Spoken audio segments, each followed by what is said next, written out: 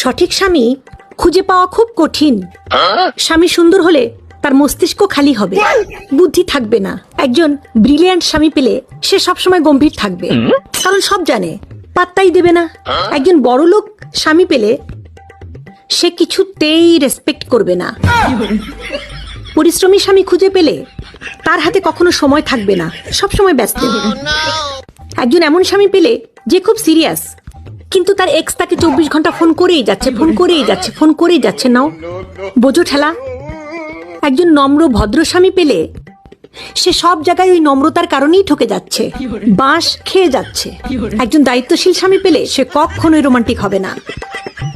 একজন উচ্চশিক্ষিত স্বামী পেলে সে সব সময় মনে করবে নিজে ঠিক আর তুমি ভুল। একজন মূর্খ স্বামী পেলে তার যখনই তুমি ভুল সংশোধন করবে রেগে লাল হয়ে যাবে। আর একজন চালাক স্বামী পেলে সে সব সময় ডাহা মিথ্যে কথা বলবে। আমার স্বামীটা কেমন সেটা আমি বলবো।